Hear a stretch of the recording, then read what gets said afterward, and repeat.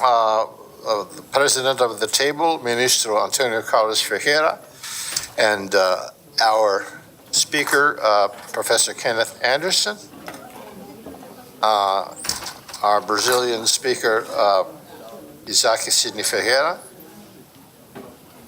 Dois Ferreira. Interessante. And the commentator is Elmar Novaki from the Ministério da Agricultura. Por favor.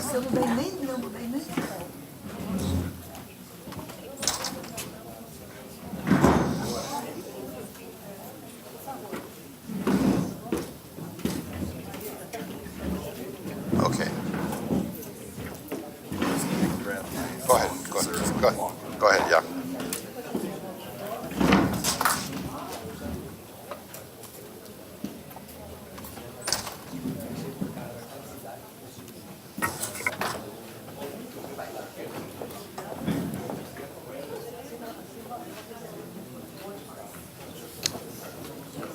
Very well. Then I will start by introducing the president of the table, Presidente da Mesa, Minister Antonio Carlos Ferreira, from the Superior Tribunal of Justice. Ministro.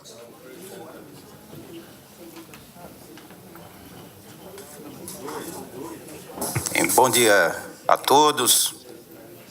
Eu agradeço pelo convite para presidir este painel, a mesa dos trabalhos desse painel, e não vou ocupar o espaço de tempo destinado aos palestrantes, mas eu não poderia deixar de agradecer ao nosso estimado e anfitrião e amigo, juiz Peter Messity, pela generosidade e carinho com que mais uma vez nos recebe em Washington, no Washington College of Law. Muito obrigado, Peter. Não poderia também deixar de agradecer ao Dr. Antônio Augusto Coelho, ao Tiago Salles pela gentileza do convite, cumprimentar os ministros do STJ na pessoa do presidente João Otávio de Noronha, saudar todos os participantes deste encontro e uma saudação especial aos palestrantes desse painel, professor Kenneth Anderson, os doutores Isaac Sidney Ferreira e Elmar Novaki. Bem, os painéis anteriores foram muito ricos e chamaram a atenção para o inevitável processo de transformação decorrente do desenvolvimento da inteligência artificial. E neles tivemos uma visão geral sobre a inteligência artificial e sobre sua aplicação, especialmente nos tribunais, sobre a responsabilidade civil, sobre como o judiciário tem enfrentado essas inovações. Parece que estamos chegando mais depressa ao futuro e aprendemos muito com os painéis anteriores.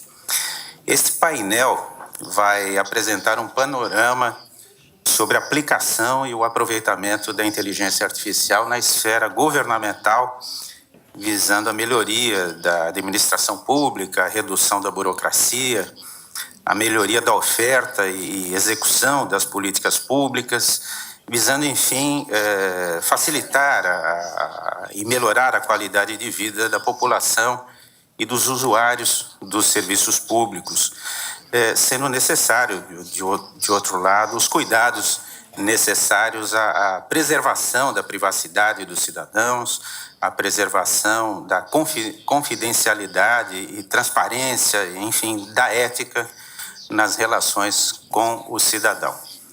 Bem, o resumo dos currículos e as credenciais dos palestrantes já foi divulgado no material do encontro, por isso eu vou pedir autorização para não ler os currículos e, sem mais delongas, convidar o professor Kenneth Anderson para proferir a sua palestra.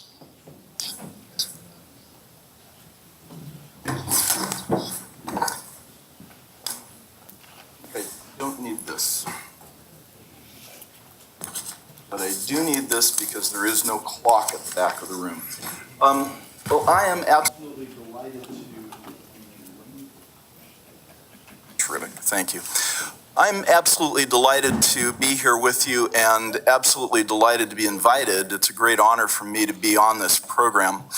All credit to the organizers for drawing this together, and I think that it's an enormously timely topic for everyone here in Brazil and everywhere else. And I also want to congratulate the organizers and all of you for doing something that doesn't really happen very much in these kinds of technology fields, which is to think ahead about what the normative, regulatory, legal, ethical implications are, and to attempt to take these into account at the earliest possible stage, at the design stage, at the stage of which the technology is being conceived, for the very simple reason that this is mostly engineering, and engineering tends to be path dependent. Once you have started down a certain path, it's going to be much more difficult to wind up switching over to some other pathway. So I think that this is an enormously wise step on the part of all of you and everybody in the world these days who is trying to take account of these technologies in advance. Which is not to say wanting to lose the many, many benefits that they wind up promising, but instead to be cognizant that as with any technology, the basic problem of the technology is that it is a tool, it is an instrument in human hands, and it has to constantly be improved, checked, channeled, and redesigned in order to make it more adequately serve the concerns that we have. Now, the topic for this panel is listed as government tech and regulatory considerations. And I'm going to take that to mean two somewhat different things. One is the question of government tech as kind of its own topic, but more generally the question of, that has been discussed in numbers of the panels already and is the theme really of the conference. What kinds of technologies related to AI are going to be the most relevant, the most important, are going to be the ones that actually have impact as part of government processes, and of course specifically the judiciary, the court system, and the general system of justice in a country. And that brings us into a sort of subset of technologies that are emerging across many different sectors of society, finance, industry, all sorts of different things, and poses the question of what in this is going to be in some way specific to government functions and the various roles that government plays. The second question, however, is the question of approaches generally to regulate AI technologies and their specific applications. And in that, I'm going to wind up suggesting at the very end and very briefly a short list of decision points that government will have to make and regulators will have to grapple with and enforce, courts will have to grapple with and interpret and enforce with regards to the general institutional and regulatory design of the regulation of AI and its various sub-technologies. But let me start with the question of government technology and start that by talking a little bit about the differences between different forms of AI. And in that, I think that the most important single point that I would make in this is that although this conference is largely focused upon, for very good reasons, on machine learning, artificial neural networks, these kinds of data science related AI applications, because they are the cutting edge, they're the thing that is emerging, and for many people that is AI. I would say that far more important is to recognize that AI generally divides into two large subfields. The first of which is just regular old software programs consisting of a list of instructions that the machine is supposed to carry out, and in which what we measure as success is A, having drafted the proper list of instructions to accomplish what it is we want to accomplish, and B, that the program do what it's supposed to do exactly without variation, that it exactly carry out its instructions. And that is overwhelmingly the most important kind of AI that we have across society as a whole, across government, and is the stuff that actually I would say needs to be the number one point of concern for anybody who is actually involved in the management of any kind of AI technology in businesses or within the court system or government agencies of any kind. Because they address a much wider range of functions within institutions, whether private institutions or government institutions.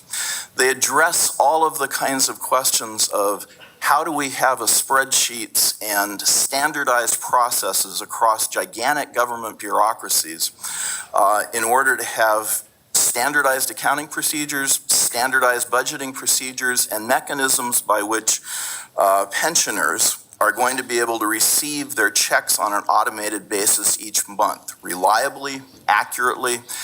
And I don't want to allow us to lose the focus that this constitutes about 99% of what we rely upon now and into the future in the way of what we call AI.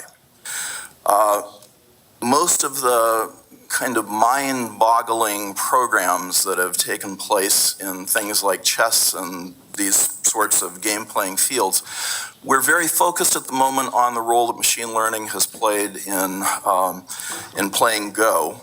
But in fact, the chess programs have done stunningly well, relying on straightforward rules-based AI, in which it is the execution of if-then decisions. If this condition is found, do this. If this condition is found, do this. It's one gigantic decision tree laid out. And we can't push that aside, in large part because when we think about what actually the most difficult tasks from a management standpoint, an institutional standpoint, in any form of automation, integration into institutions, it's the execution of it. It is the ability to come up with ways in which people and the automation processes are going to be able to interact. And so, although I'm now going to sort of turn aside to the machine learning part, I do want to just emphasize and stress that the part that really most matters from a management standpoint, public management, private management, is in fact the ability of human beings to execute the management of complex programs that apply to potentially the rights and privileges of millions of people in society. Okay, so that kind of big warning sign, I guess, at the beginning. Let's now turn to machine learning. And I want to ask the question of why is it that I've referred to it as being actually a relatively small subset of what we call AI in the sense I've just described it. And the reason is that machine learning, at its kind of simplest definition, is really not about the machine. At bottom, machine learning, and its currently most important subtype of machine learning, artificial neural networks of many different kinds. The machine and the program enable it to do what it does, but it is not actually at the intellectual heart of it. And what I mean by that is the intellectual heart of machine learning is data science, where data science is taken to be really quite normal techniques that you learn in undergraduate statistics classes. the ability to essentially engage in pattern recognition, the ability to engage in statistical distributions, the ability to take a set of data points, instances, and to be able to model in a statistical way some way that will wind up accounting for those, and crucially offer prediction. Well, that's what I remember doing in even my not very advanced statistics classes in university. And in that regard, we're not really talking about the machine yet at this point. There are many statistical problems that have been done to an enormous degree of sophistication without involving the computer because we just didn't have any of this stuff. So machine learning then adds to that basic idea that we are applying pretty standard forms of statistical analysis in order to essentially find functions that will offer predictions about additional iterations of the data, new instances, new things that happen, and a prediction about how they can be fitted into our model. The learning part arises out of the idea that as we have new instances, as we have new occurrences, as we have new events, we are able to test our prediction and see whether it was accurate or not. And insofar it was accurate, then we wind up, especially in neural networks terms, giving a little bump of reinforcement to the algorithm. And insofar as it wasn't, we sort of take away a little bit, so that it is learning in the kind of the classic sense of adjusting to become a better and better predictor of what comes next. But as with all statistical models of this kind, I don't know whether in Brazil you have the same thing that we have in the United States. If you want to sell stock mutual funds to ordinary people over there, when they're looking at advertisements on the television, it'll say, buy my Vanguard investment fund, and then it will tell you what the financial returns have been on that portfolio of stocks managed by this particular company for the last 10 years. And you'll look at that and go, wow, these guys are pretty amazing. And then you get to the end of the commercial on TV, and it says in the fine print at the bottom, past performance is no guarantee of future returns. The past is very often a predictor of the future, but not always, right? There can be many variations, and there can be things that fundamentally shift. And finally, the nature of these kind of statistical techniques is that they do not by themselves identify cause and effect. They do not distinguish which drove which, especially in a multivariable environment. At most, they can give you some kind of probability prediction of that, but fundamentally, these are correlation devices statistically. They tell you correlations. And the techniques suffer, especially in the area of social kinds of research, from all of the things that we are seeing across a wide range of social sciences, where you discover that many of the really fascinating and cool things that you read in the newspapers about how people behave and their cognitive biases, and a lot of that stuff is all true. A lot of it turns out to be really unreplicable social science because the experimental sets were too small, because they overfit the results for a whole variety of reasons. One has to be very, very careful about treating this as predictive on a social basis in any large-scale way. Okay, then the last point is, what does the machine add to this? What does the computer add to this? And it is the part that turns it from being just statistical techniques into something that is centered in and requires an algorithm. And that is that if we are going to find the most potentially interesting and predictive and, most importantly, unknown stuff, we discover that we are going to, in some way or other, have to involve the analysis of vast quantities of data. So as has been said in some of the earlier sessions, you can't use these techniques unless you have an enormous amount of data digitized And even then, one is going to have the basic problem that you may have a lot of raw data, but it wasn't collected for exactly the purpose that you would really like to use it for. And so at that point, you are making, as a data scientist, not as a computer programmer, you are making decisions about what kinds of socially interesting or important inferences or legally important inferences can be drawn out of a body of data that isn't really about the question you want to answer at all. And that requires an enormous amount of judgment and occupies a large part of the design features of the data scientists that work on helping to create the algorithm. But the only way to process that amount of data is to wind up having some form of algorithm that does it. And the only way to make this useful is to have an algorithm that will learn from the iterations that it's looking at, the ones where it got the right answer, the ones where it didn't.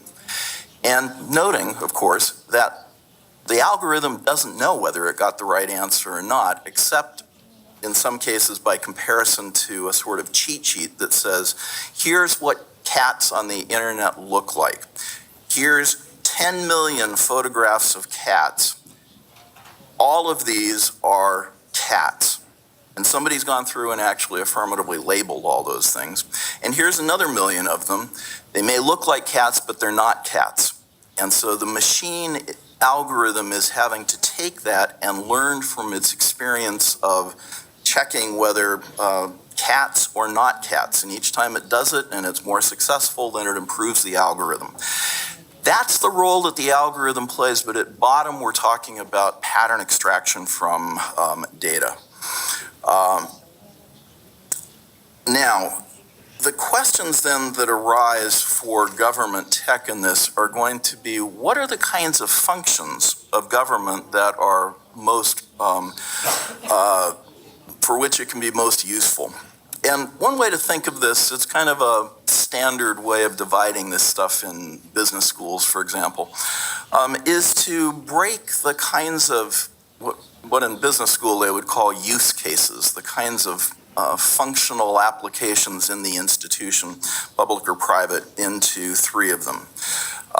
And the question of use cases is usually broken down into process automation, where we wind up thinking about this as being cognitive automation.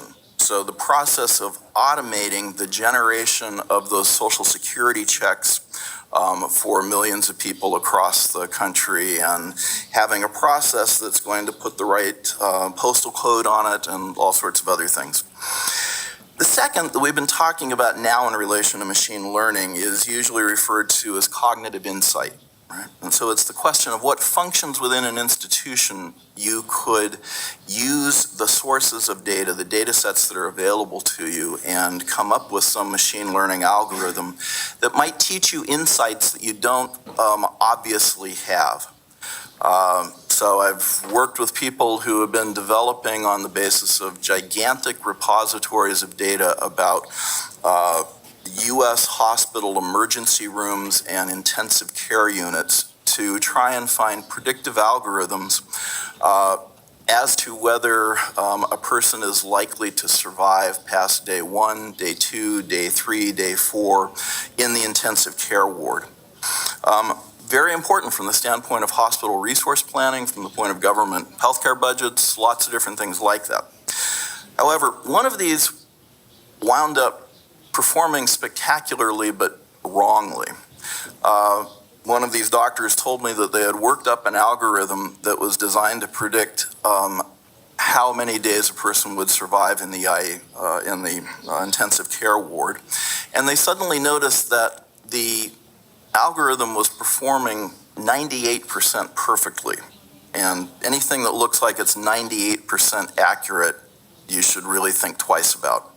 So they went back and looked, and they discovered that among the things that had been put into the digitized data set that was being used was something on a questionnaire that the physician filled out that had a question and a checkbox, or it had a checkbox instruction that said to the nurses, call hospital chaplain.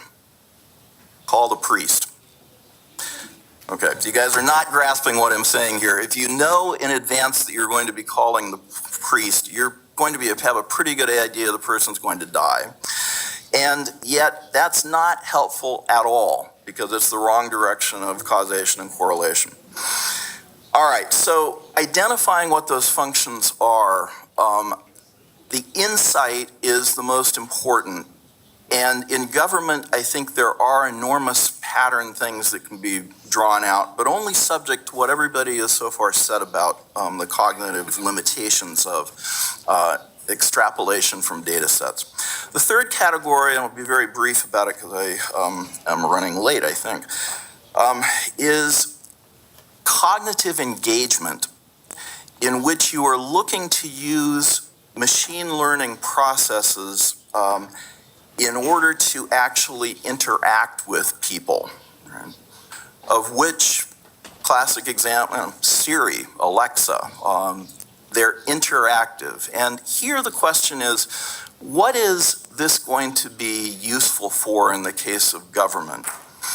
And the answer there, I think, is maybe counterintuitive, because so far, with the level of technology where we are today, I don't think that there are, at this point in time, a lot of government functions or judicial or court system related functions in which there is the data sets necessary to build cognitive engagement systems for dealing with people in the court system, for example, directly, just having the machine do it that way.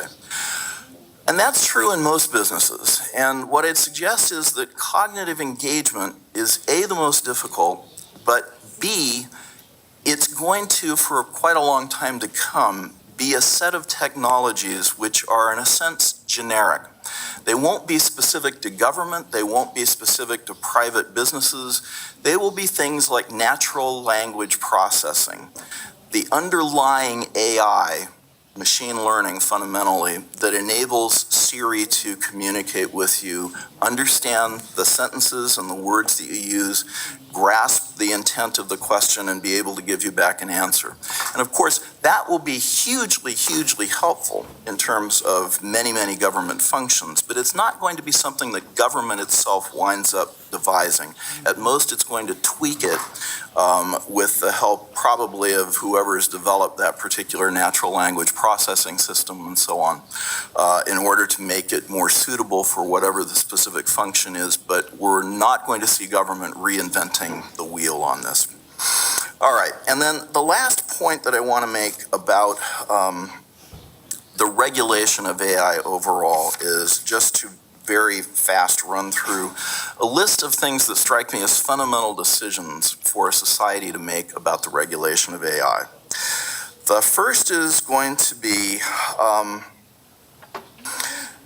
are we going to attempt to regulate AI as a single bunch of highly closely related technologies, and, as some have suggested in the United States, form a special AI or robotics regulator to deal with all of these different technologies? That's one alternative. The other alternative is to say, you know what, regulation of any particular application of AI technology is going to go with the government regulator that corresponds to whatever it's actually about. So if you're talking about self-driving vehicles, it's going to be regulated by your Ministry of Transportation. If you're talking about drones that may or may not be automated, you're going to be talking about your aviation authority. And in general, the historical path in the United States has been that even if there's a push initially to have a kind of unified agency regulating the technology in all its different applications, very quickly it winds up flowing into the particular subparts of government regulation, bodies of law, tort law, product design law, all of these different areas that already exist. The law tends to offer a set of categories that by and large represent the values of society, and it usually is thought better to put the regulation of technology into the area of government that corresponds to what it is that we are trying to regulate. All right, the second is there anything that's going to be genuinely special that might require its own regulation? And that, I think, might wind up being the case with one function in particular, which is the question of whether you should have what amounts to kind of what in the old days we used to call the weights and measurements agency, the thing that was responsible for going into the marketplace and making sure that the kilo measure used in a scale to sell something in the marketplace was accurate. Complex software may benefit from having a unified agency that's job is basically to certify, right, that software does what it's supposed to do. Not sure that that will actually come about, but I think that's actually one of the largest concerns.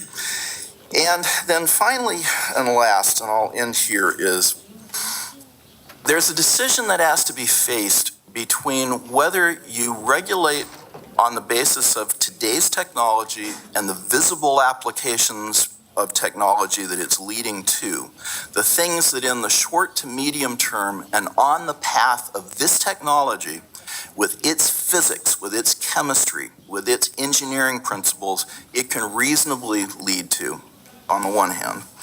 And on the other hand, to do what Elon Musk has been urging, which is going around to congressional committees in the United States and various government agencies and say, you have to regulate on the basis of sci-fi possibilities that the AI is going to rise up and destroy us all. You need to regulate today against that possibility.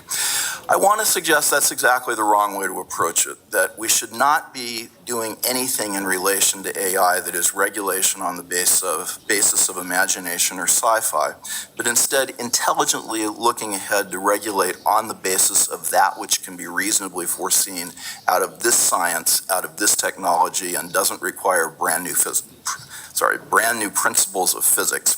Thank you, and I'm sorry that I went over time.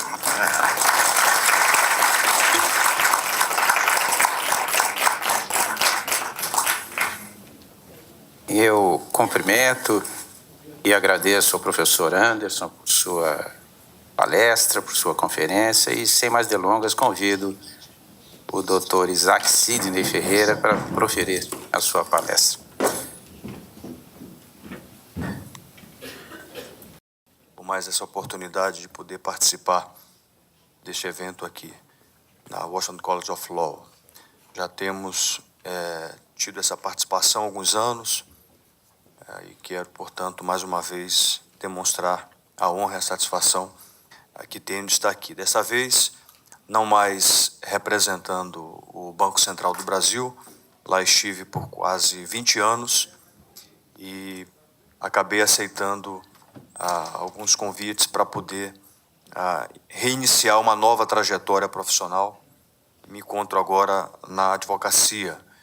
Em breve estarei assumindo um desafio importante do ponto de vista institucional, de representação institucional no âmbito do sistema financeiro nacional. Muito bem. A missão que o Tiago nos incumbiu é que nós falássemos da tecnologia ou das inovações que estão acontecendo no sistema financeiro como um todo, não só brasileiro. E ele nos deu, então, a incumbência de falarmos sobre as startups, sobre as fintechs, e é exatamente sobre isso que iremos nos debruçar. Aqui é uma linha do tempo. Eu gostaria de destacar alguns pontos que eu considero relevantes. Em 64, no Brasil, se dava, então, a criação do regulador do Sistema Financeiro Nacional, que é o Banco Central, que cumula funções múltiplas de supervisor bancário, de autoridade de resolução bancária, de autoridade cambial, de autoridade monetária brasileira, mas, sobretudo, de supervisor do sistema financeiro. Um pouco mais à frente, em 83, passou-se a ter o primeiro caixa eletrônico, então algo que naquela época era bastante interessante, bastante inusitado. Mais à frente, nós tivemos a possibilidade, já aí sob a égide da Constituição, de que os bancos pudessem atuar com funções múltiplas, não só apenas com determinada carteira. Então isso faz com que, na verdade, uma instituição financeira pudesse oferecer serviços bancários, serviços financeiros diversos aos usuários. Em 92, passamos a ter, no Brasil, a primeira possibilidade de débitos automáticos.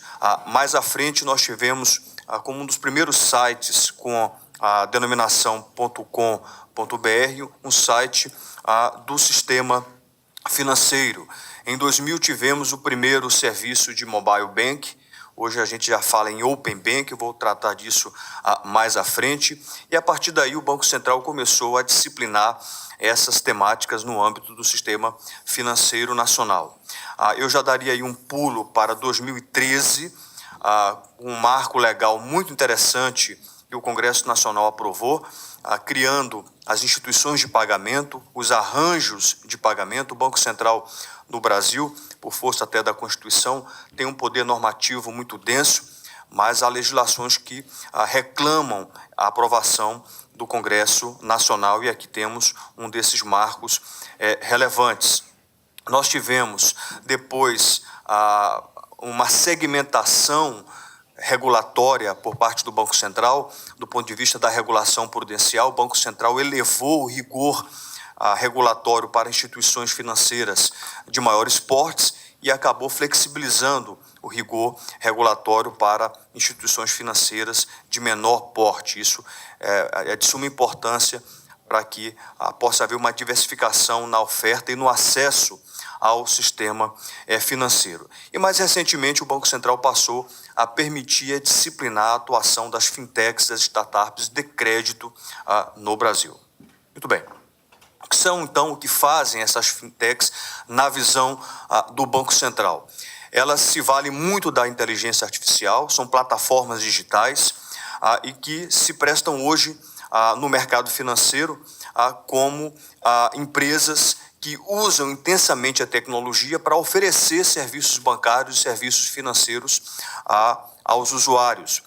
Isso acaba, na verdade, fazendo com que, e acabou fazendo com que houvesse um impacto muito grande em relação às instituições financeiras tradicionais. Eu vou me deter um pouco sobre isso. Portanto, essas fintechs, elas nascem da maior interação entre serviços financeiros e tecnologia.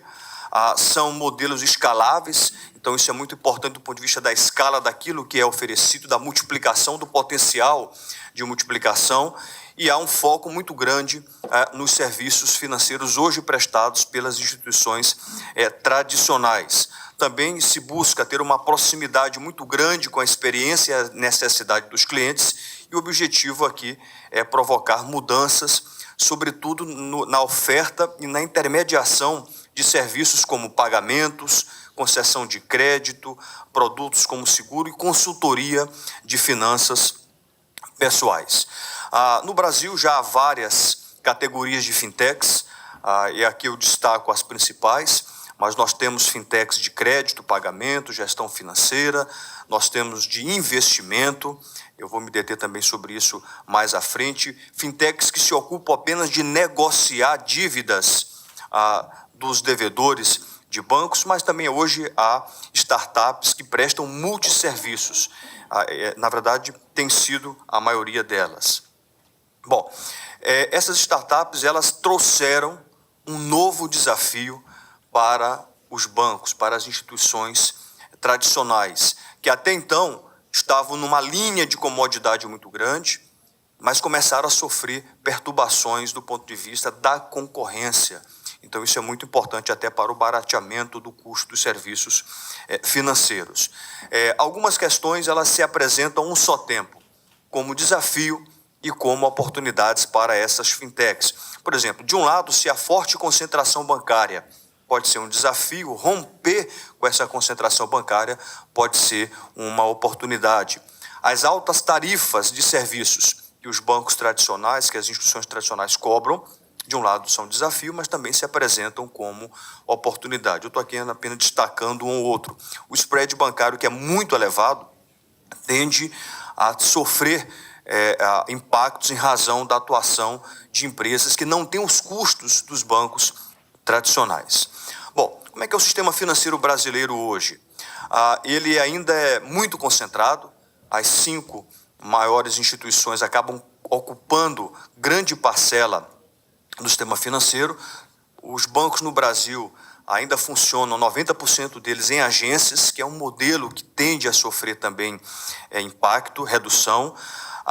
Esses bancos concentram a concessão de quase 90% do crédito para os usuários, então vê-se aí uma concentração muito grande, e esses 5 bancos detêm 82% dos ativos do sistema financeiro nacional. Portanto, tem-se aí um desafio muito grande para romper com essas ordens de grandeza.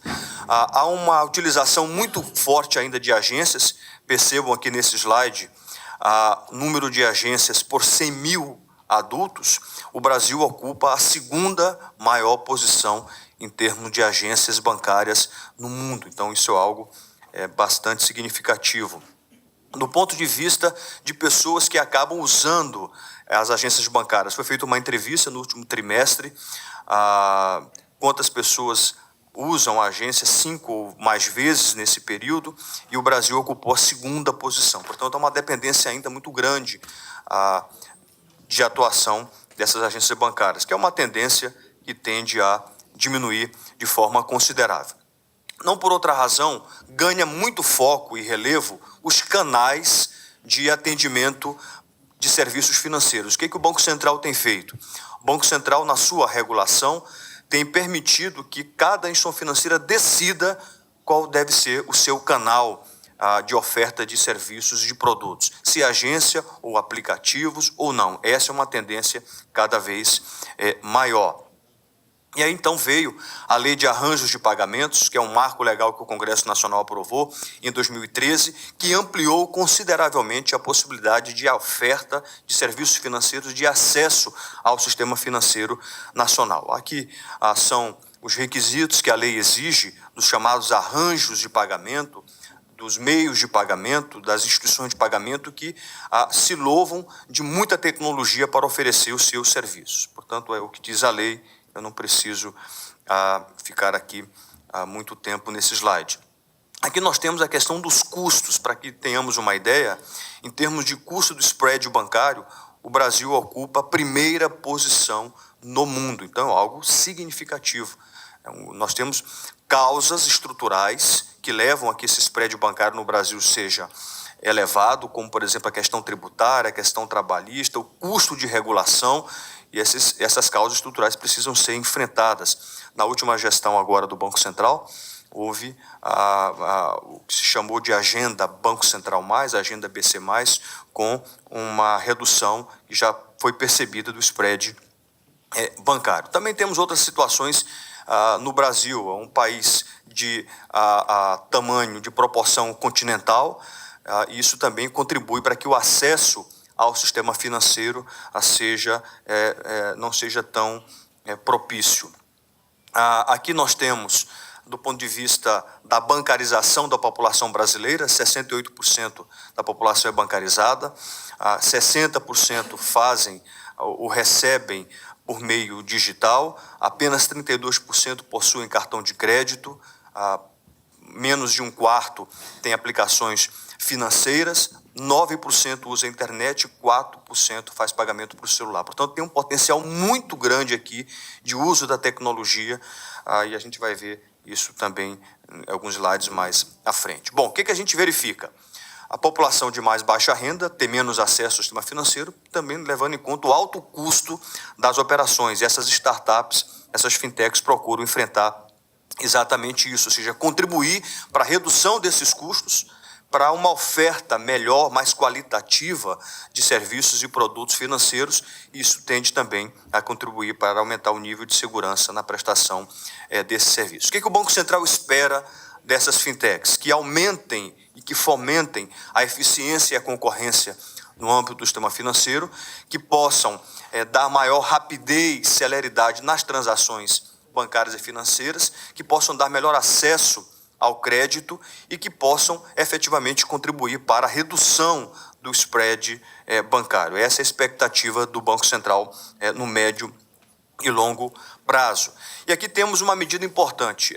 O governo Temer, no final da sua gestão, por indicação do Banco Central, aprovou um decreto que dispensa que o presidente da República, a cada participação estrangeira numa fintech, tenha que expedir um decreto específico. Então, houve aqui a criação de um decreto guarda-chuva. Isso, portanto, fomenta o capital estrangeiro, a participação estrangeira no capital dessas fintechs. A gente entende que isso vai contribuir bastante para a proliferação dessas startups no Brasil. Por outro lado, temos ainda um ambiente regulatório muito rígido, ou, se não, pouco flexível. Isso tem sido uma barreira na expansão das fintechs. De toda sorte, o Banco Central tem procurado impor maior transparência na relação entre usuários do sistema financeiro, tem procurado corrigir as chamadas assimetrias de informação. Informação é tudo no âmbito do sistema financeiro, sobretudo para que haja um score de crédito melhor do usuário. O Banco Central tem adotado medidas para estimular a concorrência, a competitividade e para ampliar o acesso a serviços financeiros. Há uma aposta que as fintechs contribuirão muito nesse sentido. Para tanto, o que o Banco Central tem expedido ao Conselho Monetário Nacional? Regras de maior transparência contratual. O Banco Central tem permitido que o usuário possa portar a sua conta corrente, portar o seu salário, portar o seu crédito de uma instituição para outra. Houve uma mudança significativa. E isso hoje acontece como no âmbito da telefonia. Se eu tenho um crédito de uma instituição financeira, eu vou na instituição financeira que vai me oferecer uma taxa melhor e eu já consigo fazer a portabilidade independentemente daquela instituição que me concedeu o crédito concordar ou não. Eu também posso portar o meu cadastro, ou seja, todo o meu histórico cadastral de crédito. Isso tem contribuído aí para a maior competitividade, aí para a redução das tarifas. Outro ponto importante é exatamente o que se chama de suitability, que é permitir que as aplicações e os produtos oferecidos aos clientes sejam compatíveis com seu perfil de investimento e com sua relação cadastral. Bom, tem duas inovações muito interessantes que o Banco Central aprovou no ano passado, criando as chamadas sociedades de crédito direto. Então acaba com a necessidade aí de ter um banco necessariamente fazendo essa intermediação, ou as chamadas sociedades de empréstimo entre pessoas, peer-to-peer. Então isso é muito importante para que possa eliminar essa intermediação necessariamente dos bancos. Aqui eu trago um exemplo nesse slide. O que fazem as fintechs? Elas são procuradas ou elas procuram as pessoas que têm capital para investir, de um lado, e de outro lado as fintechs procuram quem tem necessidade desse capital. Então, isso acaba facilitando bastante do ponto de vista da oferta e do acesso ao sistema financeiro. Por isso que no começo nós falamos que hoje há uma perturbação grande em relação às instituições tradicionais, porque essas fintechs têm roubado a cena do ponto de vista da intermediação na oferta de serviços e produtos financeiros. Qual é o ambiente hoje que as fintechs se encontram no Brasil? Há um ambiente de maior concorrência, há incentivos estatais nesse sentido, há um grande estímulo à participação de novas empresas, exatamente na expectativa que essas fintechs possam contribuir com novos modelos de negócios para promover a eficiência e a competitividade no âmbito do sistema financeiro. Não por outra razão, o Conselho Monetário Nacional proibiu que os bancos possam impedir o acesso de instituições de pagamento a produtos e serviços bancários. Portanto, isso hoje está aberto. Então, os bancos eles não podem impedir que uma fintech ofereça um serviço bancário, um produto bancário, um serviço financeiro. Muito bem.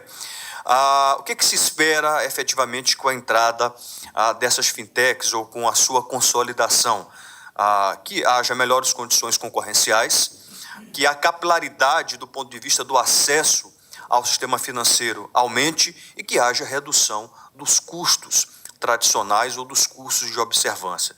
Essa é a finalidade principal de atuação dessas fintechs, que tem muita tecnologia envolvida, sobretudo inteligência artificial. Bom, Potencial de crescimento das fintechs. Nós temos aqui que mais da metade da população brasileira ela já nasceu com grande influência do ponto de vista do uso dos meios tecnológicos. A gente percebe aqui que da idade menor até a faixa dos 40, 50 anos, cerca de 60% já tem uma familiaridade muito grande com os meios de tecnologia. E isso tem evoluído bastante. 77% da população acima de 10 anos possui celular, 41% dos adultos possuem smartphones e quase 100% dos brasileiros usam a internet por meio do smartphone. Então, aqui tem-se um potencial porque essas fintechs atuam por meio de aplicativos. Então, isso aqui acaba facilitando bastante a oferta de serviços e produtos financeiros com custo bem menor do que uma estrutura física de agência bancária. Vejam só a quantidade de investimentos por meio das fintechs. Em 2013, as fintechs brasileiras captaram do público algo em torno de 7 milhões de dólares. Há 2 anos fecharam com quase 400 milhões de dólares captado de usuários. Então mostra o potencial muito grande em pouco interregno aí. Qual é o número de fintechs hoje no Brasil? Passam de 450. Esse é um dado recente do último semestre de 2018, e o Brasil hoje é o maior hub de fintechs na América Latina. Então isso mostra que há, portanto, uma atuação que já se consolida de forma efetiva. O México hoje é o segundo maior mercado de fintechs da América Latina. Muito bem. Algumas informações relevantes aí sobre a atuação das fintechs. Foi feita uma pesquisa com cerca de 230, 225, 224, para ser preciso, fintechs no Brasil. Um quarto delas atuam oferecendo meios de pagamento, 21% oferecem crédito e 8% das fintechs oferecem aos seus usuários gestão financeira de investimentos. Então, isso é importante. 93% das fintechs estão localizadas nas regiões mais favorecidas, mais desenvolvidas, sul e sudeste. Portanto, o nordeste e o norte ainda está muito desprovido desse tipo de startup. Aqui mostra o seguinte: o Banco Central ele criou faixas de segmentação do ponto de vista da regulação prudencial. Quanto maior o porte, maior for a quantidade de ativos de uma instituição financeira, maior o rigor regulatório para ela. E as fintechs estão ocupando essa posição S5, ou seja, muita flexibilidade regulatória, mas sem se descurar efetivamente de medidas relacionadas à supervisão, que é muito importante para efeito de segurança. Bom, o Banco Central ele tem ampliado outras frentes para que o sistema tradicional possa sofrer esses impactos e melhorar a concorrência. Os chamados pagamentos instantâneos é um exemplo muito claro de atuação nesse sentido, portanto, isso vai aumentar bastante o número de fintechs. Aqui são os parâmetros que o Banco Central estabeleceu, não preciso me deter a esse respeito, há um comunicado sobre isso, e são aqui os parâmetros necessários para que os pagamentos instantâneos aconteçam. Governança, tem forma específica de participação, há uma estrutura centralizada de liquidação dos pagamentos, enfim, liquidez necessária, tudo isso a legislação está provendo. Outra frente fundamental que o Banco Central tem investindo, chamado Open Bank. Aqui você tem a possibilidade de, por meio de um aplicativo, o usuário solicitar um crédito e, ao mesmo tempo, várias instituições financeiras oferecem as suas taxas, oferecem as suas condições de pagamento, fintechs, bancos, etc. Isso mostra uma abertura e, mais do que isso, a possibilidade de compartilhamento instantâneo de dados cadastrais e do rating de cada um dos usuários. Isso realmente dá uma amplitude muito grande para efeito de obtenção de um crédito mais barato. A Open Bank pelo mundo já é uma realidade. No mundo inteiro hoje, os bancos eles perderam a exclusividade das informações sobre seus clientes, informação de um cliente sobre a sua capacidade de pagamento, o seu risco de crédito, isso é fundamental, isso é tudo sobre as suas garantias. Então, isso hoje está absolutamente compartilhado mundo afora. Então, uma tendência que o Brasil adotará em curtíssimo prazo. Como é que estão as fintechs pelo mundo? E aqui já caminhando para concluir. 39 fintechs adquiriram esse patamar de unicórnio, ou seja, são aquelas fintechs que já têm um patrimônio aí superior a $1 bilhão. Então, isso é muito importante. A primeira brasileira que atingiu esse patamar foi a Nubank. Juntas, as fintechs no mundo hoje valem quase $150 bilhões. A América do Norte e a Ásia cediu o maior número delas. Em 2018, 16 empresas fintechs alcançaram esse patamar unicórnio, ou seja, com um patrimônio superior a $1 bilhão. E o mercado financeiro, do ponto de vista global e potencial, pode ocupar uma posição de 4,7 trilhões de dólares. Então, veja aí a pujança, a potencialidade desse mercado de fintechs que oferecem serviços e produtos financeiros. Ainda fintechs pelo mundo. Nós temos exemplos muito significativos de investimentos, que estão aqui mencionados nesses slides: Goldman Sachs, Citi, JP Morgan, Santander, Morgan Stanley, já investe ativamente em fintechs. No Brasil, nós temos exemplos muito exitosos: Santander com a Superdigital, o Itaú com a XP, Santander com o Creditas. Então, isso mostra também que já há um crescimento significativo.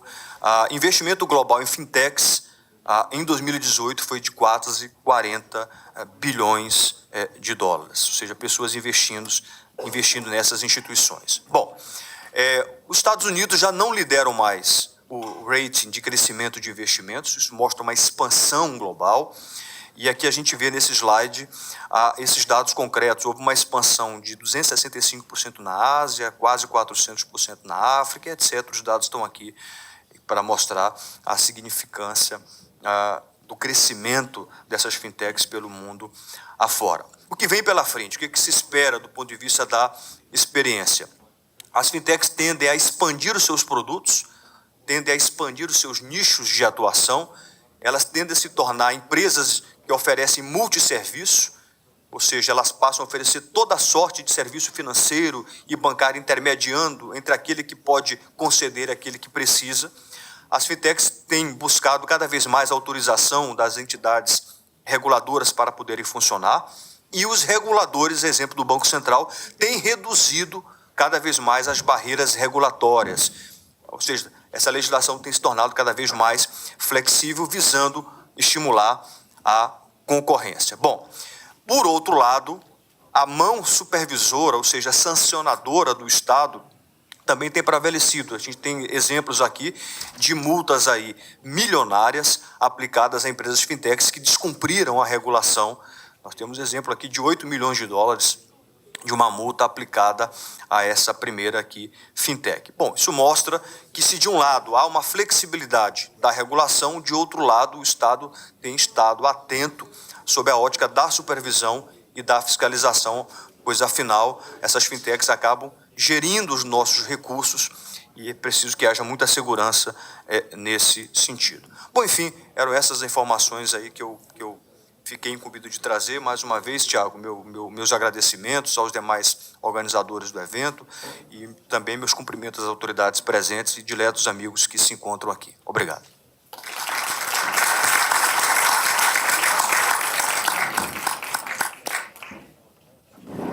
Eu agradeço, cumprimento o doutor Isaac por sua palestra. Temos nesse painel como debatedor o doutor Elmar Novak, a quem desde logo passo a palavra para suas considerações. Bem, eu cumprimento de modo muito especial todas as senhoras, todos os senhores, dizer da minha alegria de estar aqui. Eu acho que eu tenho 15 minutos, não é isso?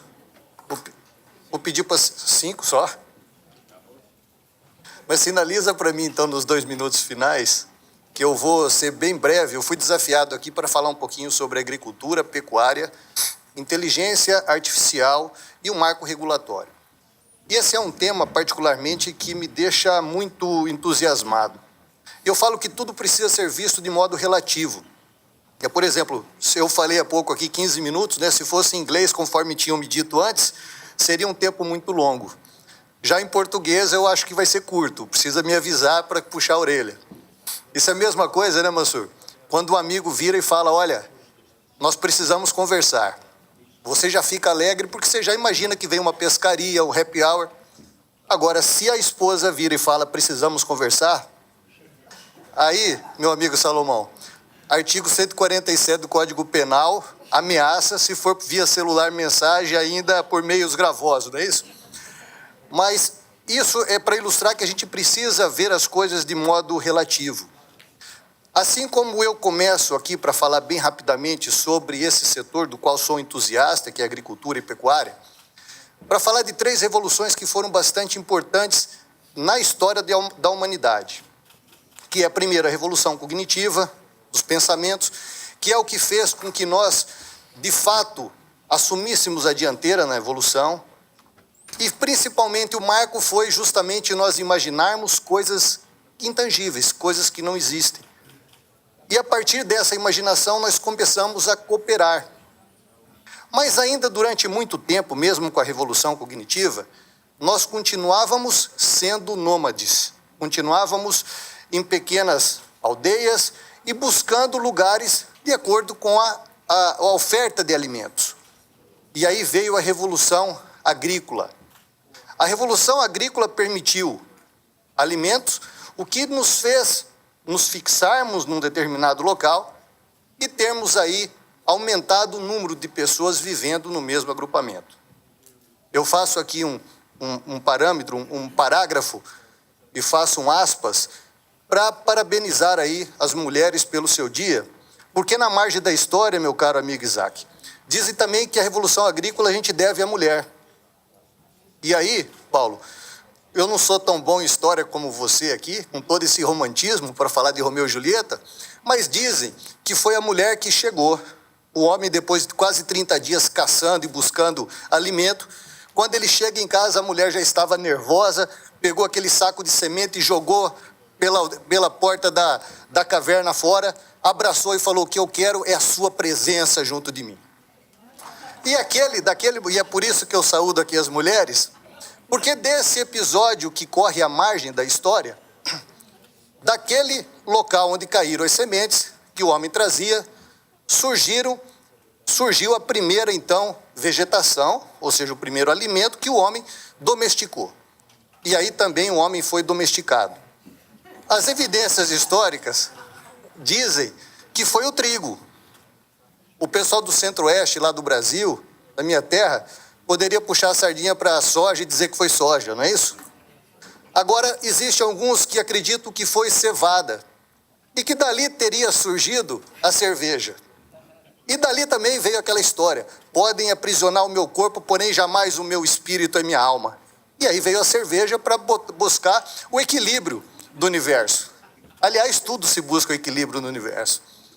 Mas isso é só para a gente ilustrar que depois dessa revolução agrícola veio a revolução industrial. E essa revolução industrial, que amplamente falando é a revolução tecnológica, é tudo aquilo que o homem construiu de instrumento para facilitar a sua vida. O final de uma não significa necessariamente o início de outra, ou que o início de uma significa o término de outra.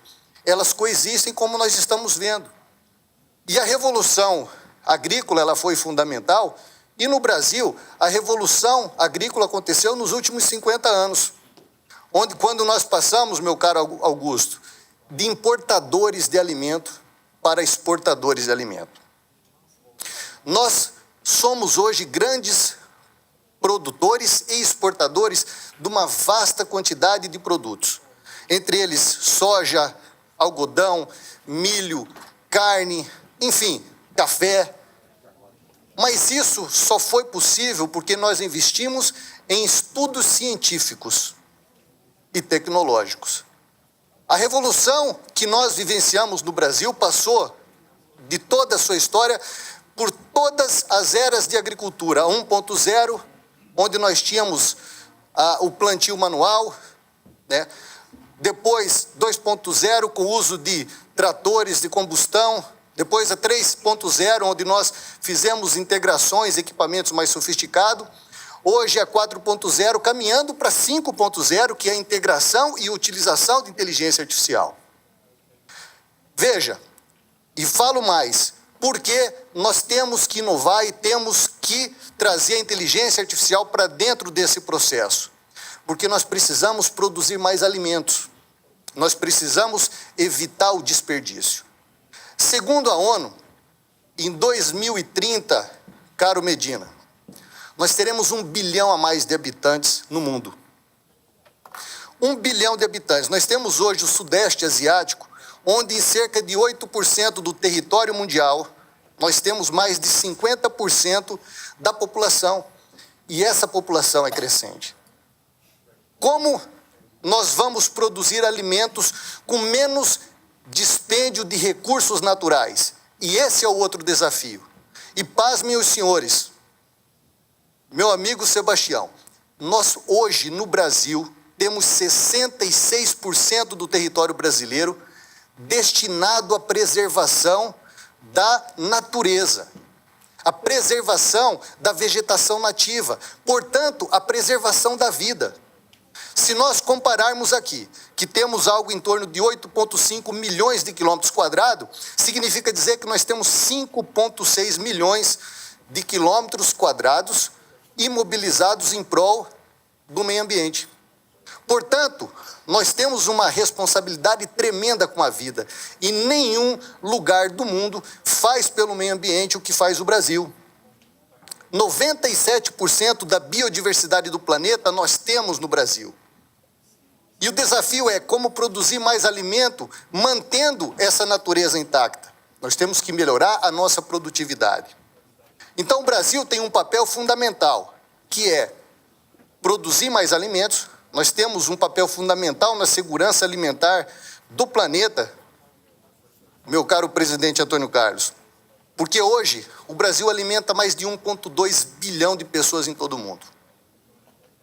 E essa responsabilidade é crescente.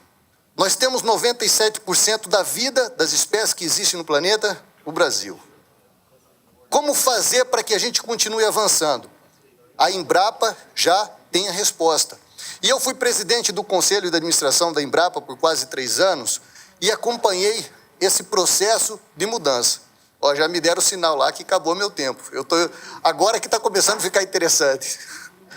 Mas a Embrapa, ela já achou a resposta alguns anos atrás. E ela começou a investir em tecnologia dentro de um complexo, dentro de uma integração, dentro do que nós chamamos aqui de inteligência artificial. Hoje nós já temos processos em andamento onde você tem um equipamento que faz a leitura de solo, condições meteorológicas, faz a integração das máquinas e toma a decisão pelo homem.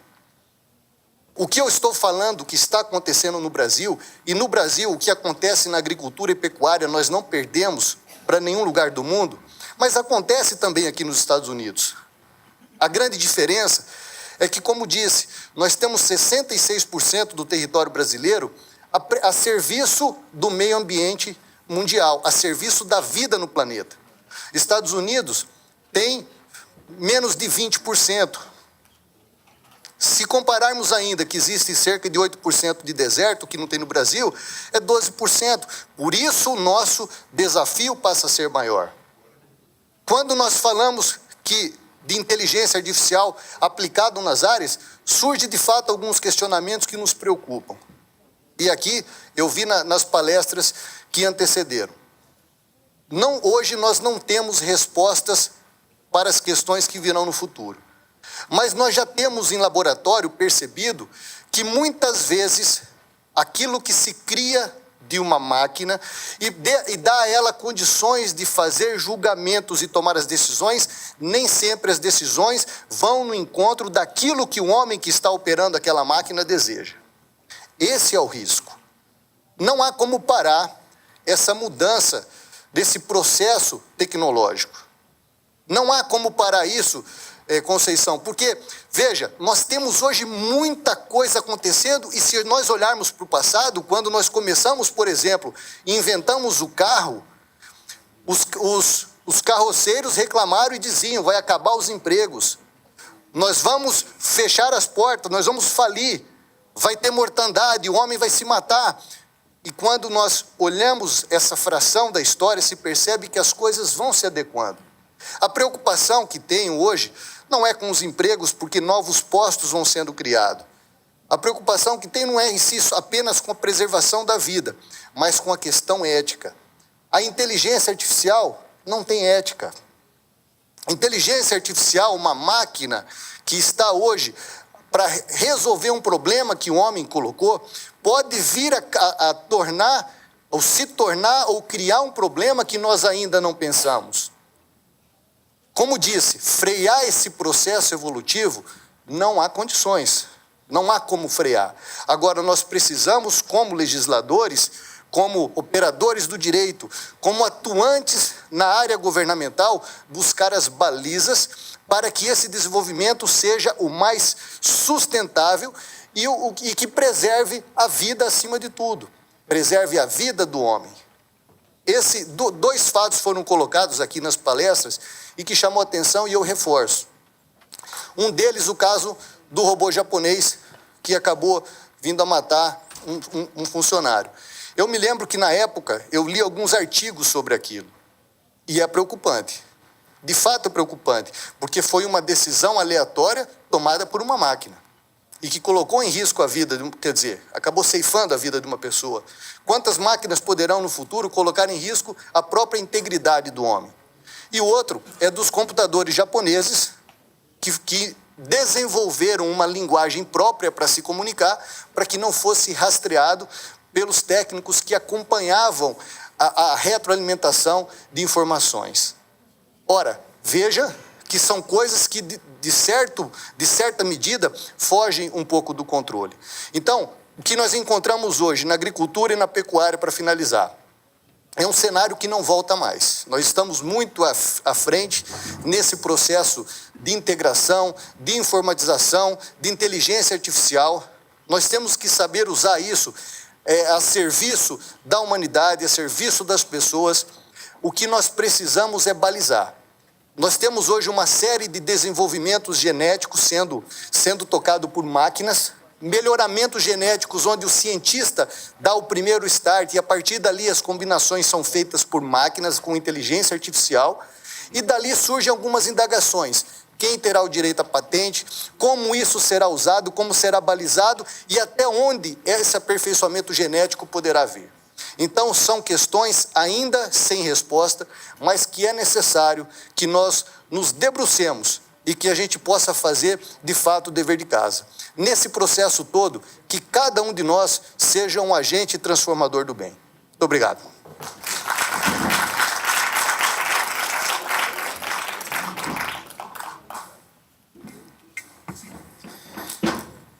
Bem, os temas são bastante instigantes. Cumprimento o Dr.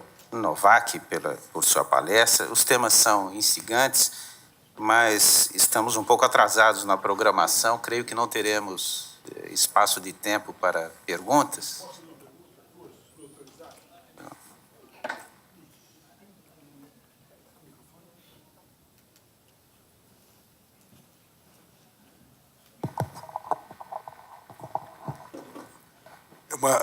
Eu sei que o doutor Isaac não pode falar em nome da FEBRABAN, ainda vai começar lá, né?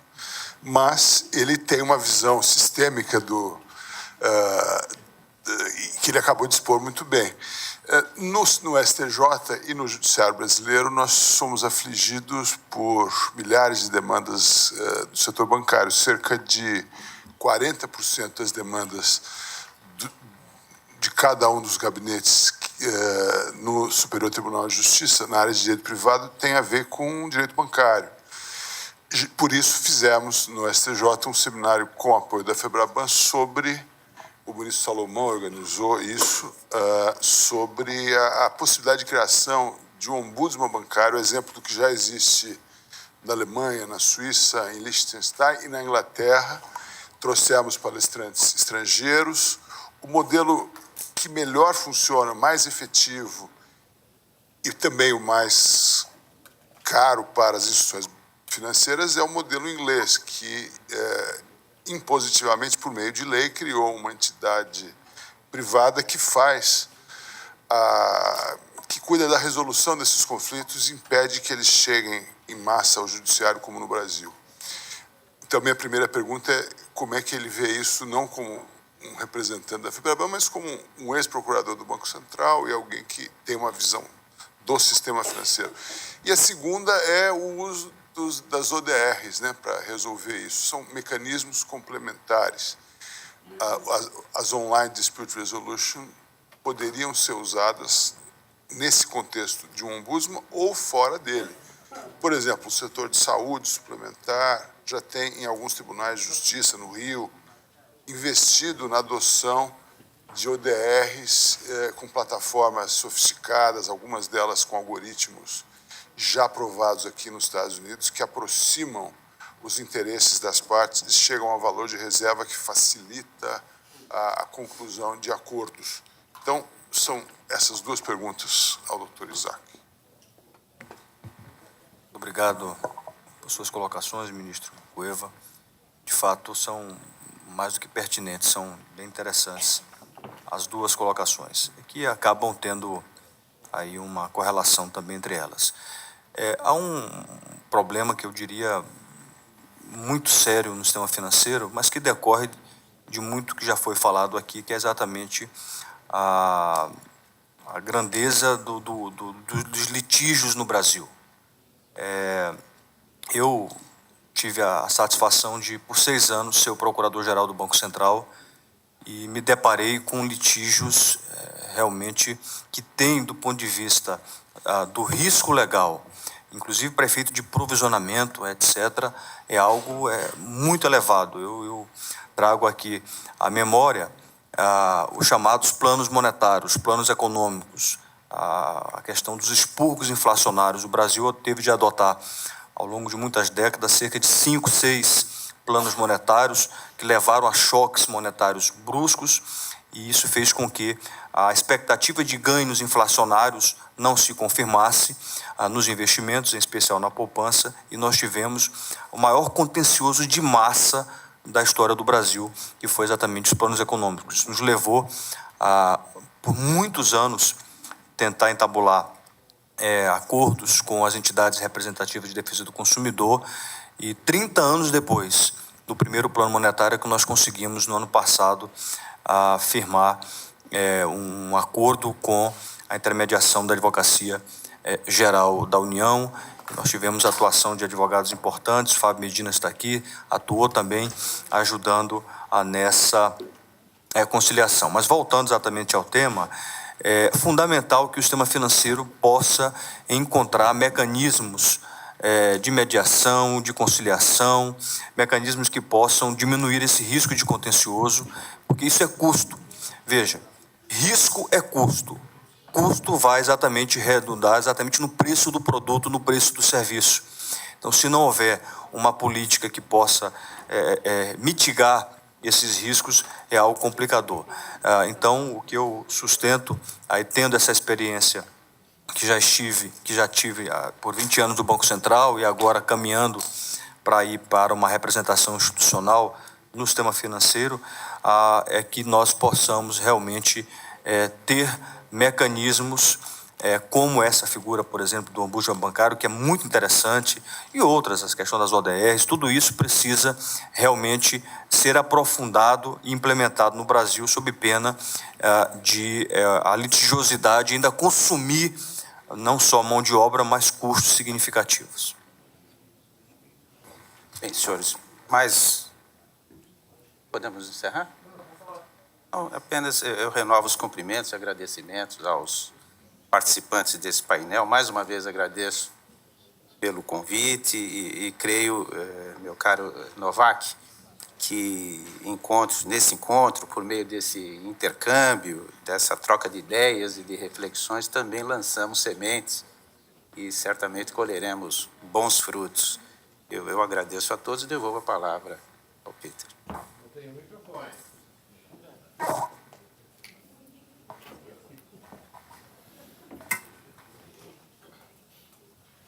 Thank you to our panel who are being with us this afternoon.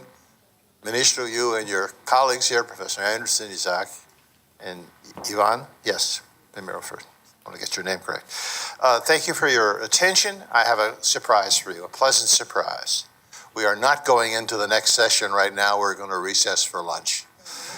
Because we're too close to the 1 o'clock lunch hour and we did not want to divide the program before we go to lunch. So we will do 2 sessions this afternoon.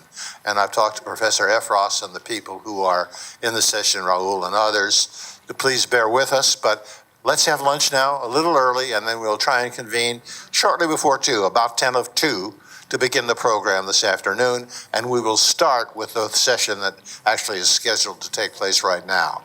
So you are adjourned, and we'll see you in the after the lunch.